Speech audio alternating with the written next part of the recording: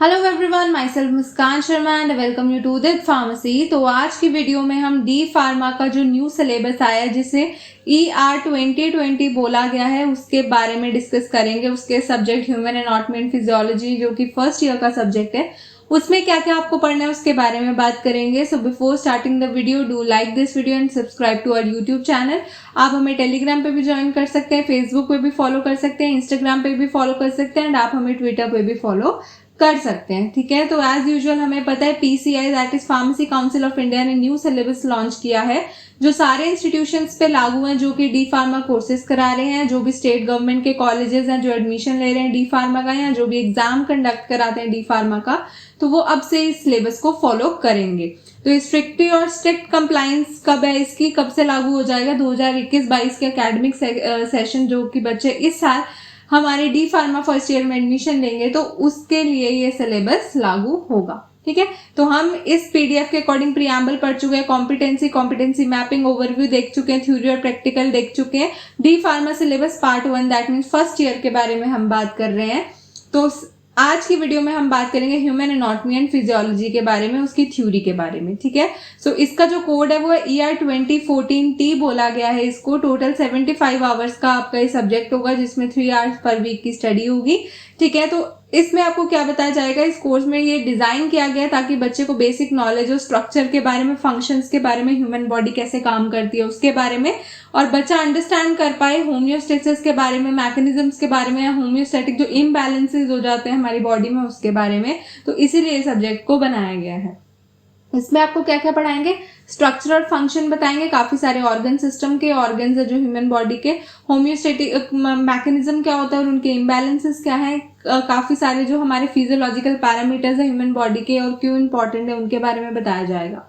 तो जब आप ये कोर्स कंप्लीट कर लेंगे तो आप डिस्क्राइब कर पाएंगे काफी सारे ऑर्गन्स को जो भी ह्यूमन बॉडी के हैं, उनके एनाटॉमिकल फीचर्स को बता पाएंगे, होम्योस्टेटिक मैकेनिज्म बता पाएंगे, उनकी नॉर्मल फिजियोलॉजी के बारे में बता पाएंगे और वेरियस जो फिजियोलॉजिकल पैरामीटर्स हैं ह्यूमन बॉडी के वो भी आप बता पाएंगे। ठीक है, तो अगर आपको ये सारा डिटेल में पढ़ना है डी फार्मा फर्स्ट ईयर और सेकंड ईयर को, तो हमारी उदित फार्मेसी क्लासेस की एप्लीकेशन है, लिंक आपको डिस्क्रिप्शन में मिल जाएगा, आप जाके वहां से डाउनलोड करके देख सकते हैं। अगर आपको कोई भी डाउट है तो आप इस नंबर पे कॉल करके पूछ सकते हैं। ठीक है, तो स्टार्ट करते हैं आज की वीडियो। चैप्टर 1 में आपको क्या पढ़ाया जाएगा, स्कोप क्या है एनाटॉमी फिजियोलॉजी का और जो वेरियस टर्म्स है उनकी डेफिनेशन। ठीक है, तो ये सब्जेक्ट मैंने फर्स्ट ईयर का कवर कराया है हमारी उदित फार्मेसी क्लासेस की एप्लीकेशन में। तो अगर आप लेते हैं कोर्स तो आप ये मेरे थ्रू पढ़ सकते हैं सारा सिलेबस। ठीक है, तो चैप्टर 1 में आपको ये सब बताया जाएगा जिसको कवर करने में 2 आवर्स लगेंगे। ठीक है, चैप्टर 2 में स्ट्रक्चर है सेल का, कैसे वर्क करता है और क्या फंक्शंस है।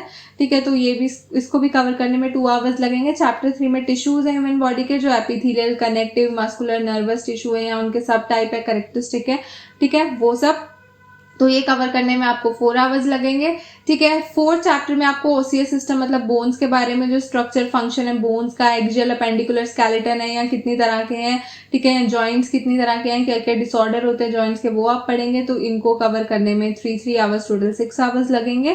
फिर आता है हीमेटोपोइटिक सिस्टम आपका। हीमोपोइटिक सिस्टम में आपका ब्लड रिलेटेड आ जाएगा, जैसे फंक्शन ऑफ ब्लड किस किस का बना है, क्या काम करता है, वो हीमोपोइसिस सेल कैसे बनते हैं। ठीक है, characteristic function red blood cell के, डब्ल्यू ब्लड सेल्स के एंड आपके वी कैन से प्लेटलेट्स। ठीक है, और ब्लड कैसे क्लॉट करता है, ब्लड ग्रुपिंग की क्या इंपॉर्टेंस है, तो ये कवर करने में आपको 8 आवर्स लगेंगे।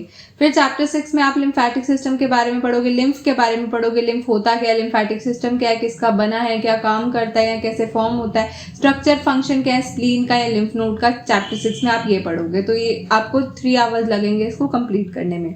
चैप्टर 7 में आप हार्ट रिलेटेड जो भी है वो सब पढ़ोगे, कैसे बना हुआ है, कैसे वर्क करता है, क्या ब्लड वेसल है, कैसे सर्कुलेशन में पल्मोनरी, कोरोनरी, सिस्टमिक, ये तीनों पढ़ोगे। कार्डिक साइकिल कैसे होती है, हार्ट की कितनी साउंड है, ECG क्या होता है, ब्लड प्रेशर और उसकी रेगुलेशन के बारे में पढ़ोगे। तो इसको कवर करने में आपको 8 आवर्स लगेंगे। रेस्पिरेटरी सिस्टम में आप एनाटॉमी पढ़ोगे, किस किस की बनी है, क्या क्या काम करते हैं, कैसे रेगुलेट मैकेनिज्म होता है आपका सांस लेना, रेस्पिरेटरी वॉल्यूम्स क्या है, कैपेसिटी क्या है, वो सारा आप डिटेल में पढ़ोगे। तो इसको कवर करने में आपको 4 आवर्स लगेंगे।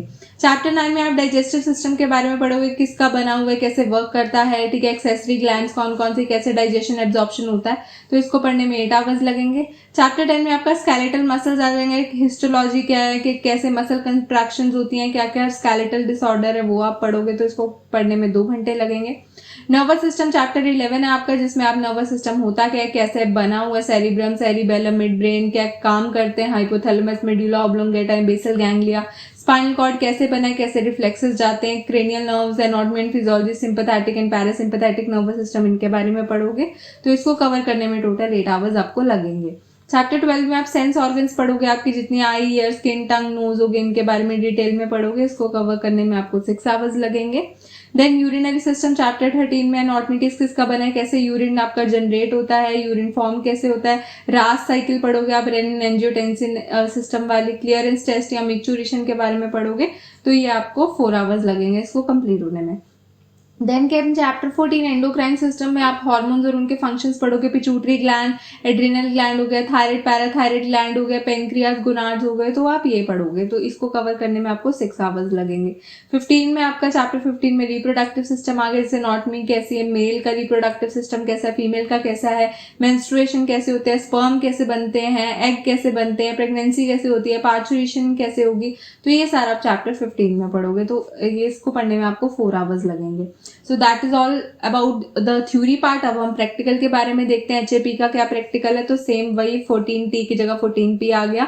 75 आवर्स का 3 आवर्स पर वीक क्लास लगेगी। इसमें आपको बताया जाएगा स्टूडेंट्स को, उनमें स्किल्स आएंगे कि फिजियोलॉजिकल मॉनिटरिंग कैसे कर सकते हैं काफी सारे सिस्टम की। इसमें आपको ब्लड कलेक्शन की टेक्निक्स बताई जाएंगी, कैसे आप थोड़े बहुत टेस्ट परफॉर्म कर सकते हो, रिजल्ट देख सकते हो, आप रिकॉर्ड कर पाओगे, मॉनिटर कर पाओगे वेरियस फिजियोलॉजिकल पैरामीटर्स जो ह्यूमन सब्जेक्ट के हैं, या उनको इंटरप्रेट करें जो भी उनके रिजल्ट आएंगे। माइक्रोस्कोपिकली आप एग्जामिन कर पाओगे काफी सारे टिश्यू को जो कि ग्लास स्लाइड पे माउंटेड होंगे। एनाटॉमिकल और फिजियोलॉजिकल कैरेक्टरिस्टिक देख पाओगे, काफी सारे ऑर्गन्स की मॉडल, चार्ट या अदर टीचिंग एड से आपको पढ़ाया जाएगा। जब आप सक्सेसफुली प्रैक्टिकल ह्यूमन एनाटॉमी का कवर कर लोगे तब क्या होगा, हीमेटोलॉजिकल टेस्ट कर सकते हो, काफी सारे रिजल्ट्स को देख सकते हो, रिकॉर्ड कर सकते हो, मॉनिटर कर सकते हो, डॉक्यूमेंट कर सकते हो। काफी सारे फिजियोलॉजिकल पैरामीटर्स हैं जो ह्यूमंस के, और उनके रिजल्ट को देख पाओगे। एनाटॉमिकल फीचर्स देख सकोगे ह्यूमन टिश्यूज के माइक्रोस्कोप के अंदर, और सिग्निफिकेंस क्या है एनाटॉमिकल और फिजियोलॉजिकल कैरेक्टरिस्टिक का वो भी आप बता पाओगे। ठीक है।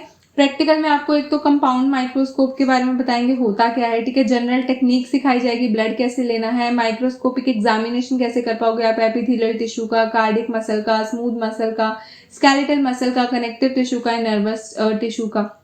ठीक है। यहाँ रेडी स्लाइड होगी या प्रिपेयर्ड स्लाइड होगी। ठीक है।